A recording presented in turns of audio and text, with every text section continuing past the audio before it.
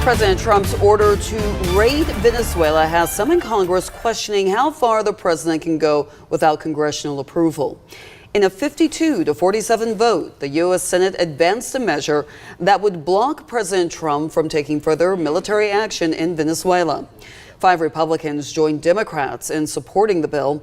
Although it's gaining traction, the president has promised to veto the bill if it reaches his desk.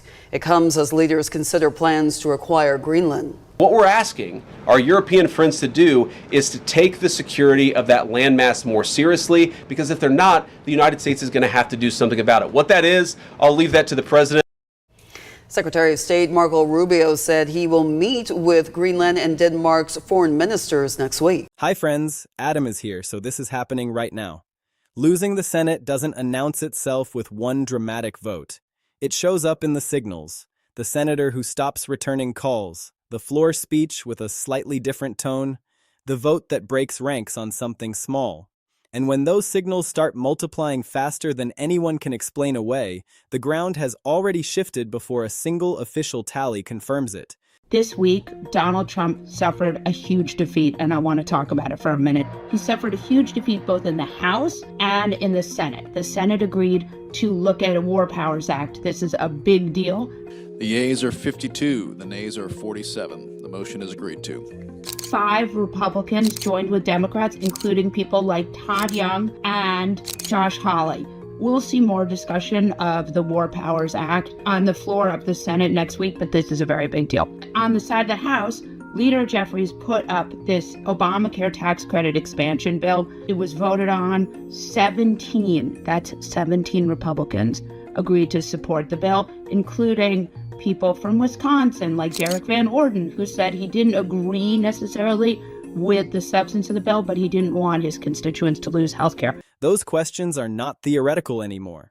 They are happening right now in real time, in conversations happening behind closed doors, in donor suites, in the private calculations of senators who have spent years publicly defending a man they privately cannot stand. And today, we are going to walk through every documented piece of evidence that shows exactly how fragile Trump's Senate support has become, why the fracture is deeper than the public voting record reveals, and what it would actually take for that fracture to become a full-blown collapse that forces the president out of office. Stay with me, because this is the most important political story in America right now, and most of the coverage is missing what is actually happening beneath the surface. Republicans in the Senate have killed a resolution that would have put limits on President Trump's ability to take action in Venezuela. 5 Republicans had broken rank last week to advance a war powers measure, many concerned about the possibility President Trump would order troops on the ground in Venezuela. One of those senators, Missouri's Josh Hawley, spoke before the vote about what changed his mind. I've had multiple very substantive discussions on this issue over the last 5 days.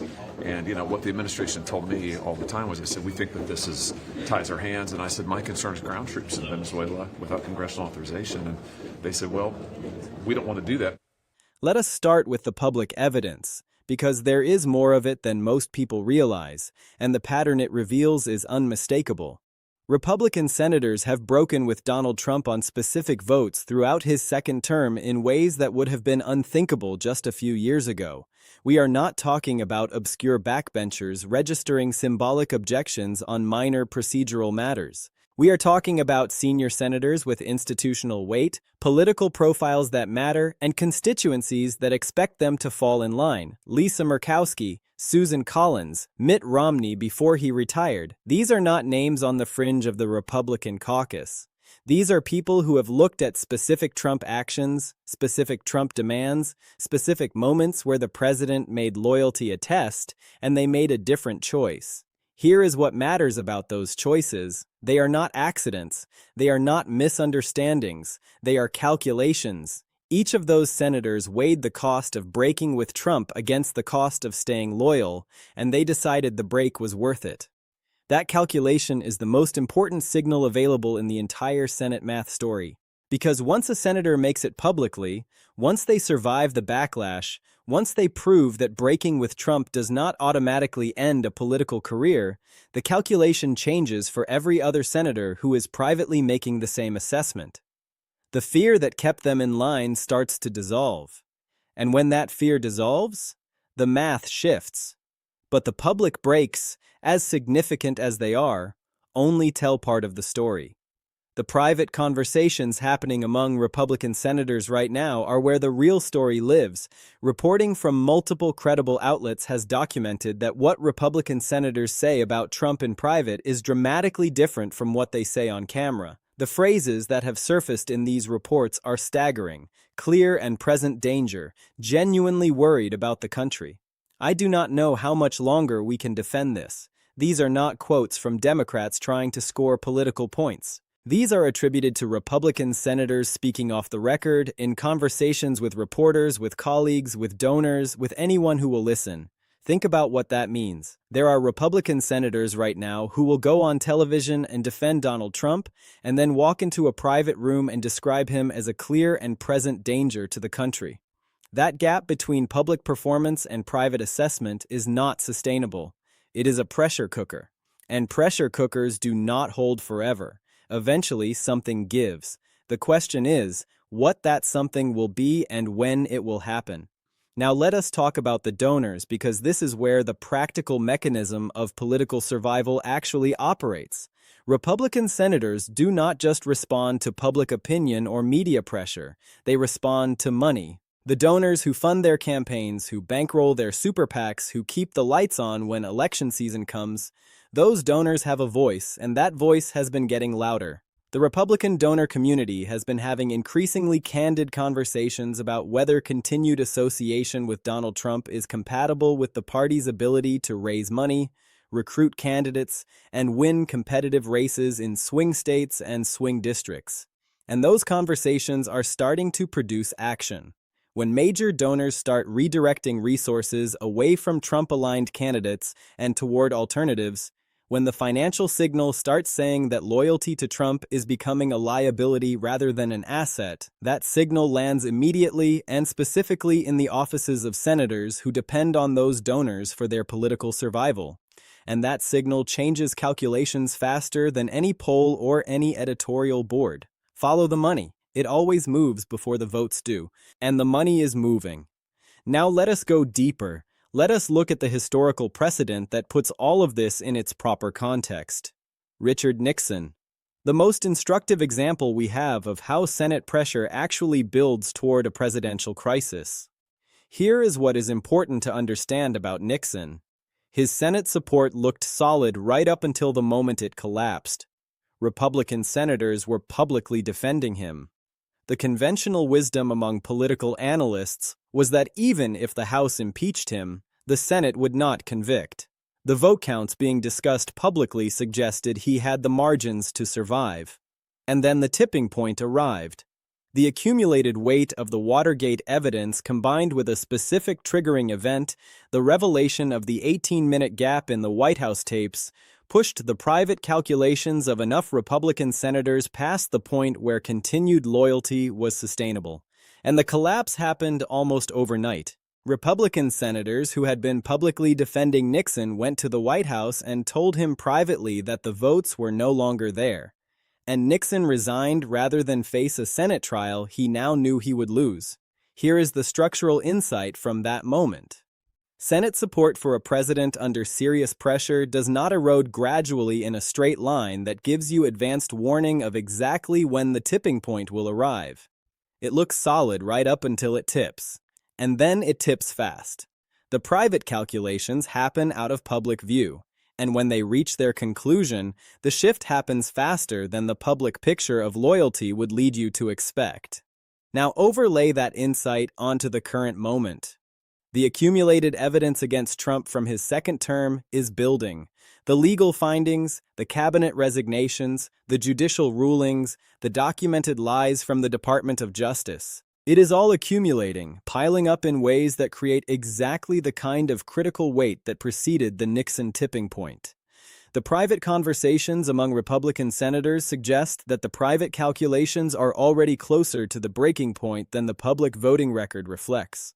And the question of what specific triggering event would push enough of those private calculations over the threshold simultaneously is the most important and most unpredictable variable in the entire story. Let us talk about the specific senators who are most likely to be part of that tipping point when it arrives. We already have the public breakers, Murkowski, Collins, the retirees who spoke their minds on the way out, but the real action is going to come from senators who have been publicly loyal but privately uneasy. Senators in competitive states who are watching their approval numbers slide as Trump's scandals pile up. Senators who are facing re-election in environments where defending the president is becoming a political liability.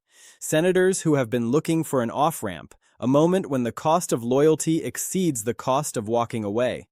Those senators are watching right now. They are watching to see what happens to the senators who have already broken. They are watching the donor signals. They are watching the polling in their home states. And they are calculating. Each one of them is asking the same question. Is it worth losing my seat to defend a president who is becoming more toxic by the day? And for more than a few of them, the answer is shifting. Now let me tell you about the structural conditions that produce a tipping point, because understanding these conditions is how you know what to watch for.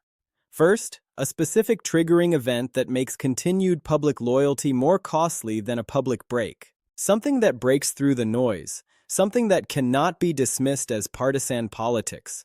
Something that lands with enough weight to shift the private calculations of multiple senators simultaneously.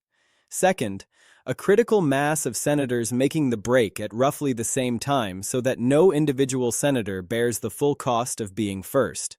Third, a changed donor landscape that removes the financial penalty for breaking and potentially creates a financial incentive for it. Fourth, a changed public opinion landscape in the senator's home states that makes constituent pressure for a break stronger than constituent pressure for loyalty. Fifth, a changed legal landscape that makes the legal exposure associated with continued public support for specific conduct more alarming than the political exposure associated with a public break. Look at that list. Now look at the current moment. Is there a specific triggering event on the horizon that could serve as the catalyst? Possibly. The classified documents case, the Epstein files, the continued fallout from the Iran war, any of these could produce a moment that breaks through.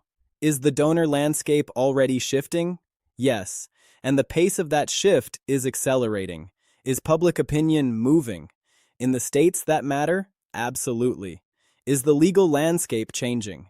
Every day brings new filings, new findings, new judicial rulings that make the legal exposure more concrete. The conditions are assembling. The trajectory is moving. And the question is not whether the conditions for a tipping point are developing. It is whether a specific triggering event arrives with enough weight and enough visibility to push the private calculations past the threshold before the second term runs its course. Now let me bring this all the way home with what you need to understand about where things actually stand. The documented pattern of public Republican Senate breaks demonstrates that the calculation about loyalty to Trump is already being made in favor of breaking on specific issues by specific senior senators. Those senators have survived politically, proving that the conventional wisdom about the political cost of breaking with Trump is less certain than the fear of that cost has led many senators to assume. That demonstration effect is powerful. It tells every other senator who is privately making the same calculation that a public break is survivable, that the political death sentence they have been warned about does not actually have to happen. The documented reporting about private Republican Senate conversations reveals a gap between the public loyalty performance and the private assessment that is dramatically wider than the voting record alone suggests. When Republican senators are privately using language like clear and present danger to describe the president of their own party, you know the foundation of support is more fragile than it appears. And that fragility is not going to heal. It is going to deepen as more evidence emerges and more pressure builds. The donor landscape is sending financial signals that continued public loyalty to Trump is becoming more costly than it is delivering. Major donors are having increasingly serious conversations about Trump's political liability, and they are increasingly redirecting resources in ways that reflect those conversations. That is not speculation. That is documented movement in the financial infrastructure of Republican politics, and it is one of the most reliable indicators of where the Senate vote math is heading. The Nixon historical precedent tells you that Senate support looks solid right up until it tips, and then tips fast. The public voting record does not give you advanced warning. The private calculations are the leading indicator, and the documented evidence about those private calculations suggests they are closer to the breaking point than most public analyses acknowledge.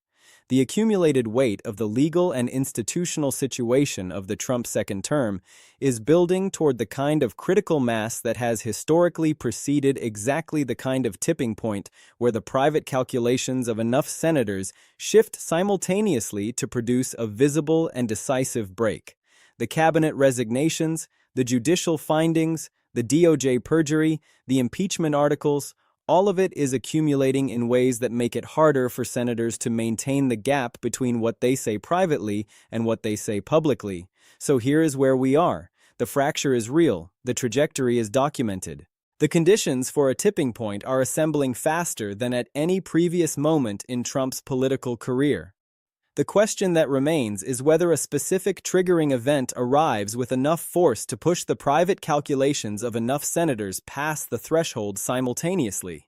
And if that happens, if the conditions align and the trigger is pulled, the collapse will happen faster than anyone expects. The Senate support that looks solid today will evaporate, and the senators who have been privately uneasy will suddenly find the courage to say publicly what they have been saying privately for years. That is the moment we are watching for. That is the moment that could change everything. And when it comes, when the first cracks become a flood, when enough senators break that the dam cannot hold, the presidency will become unsustainable. Not through a single dramatic vote, but through the quiet accumulation of 100 private decisions that suddenly become public all at once. We are going to be right here watching every development as it unfolds. Because this story is not over. It is not even close to over. The fracture is deepening, the pressure is building, and the tipping point is coming. The only question is when.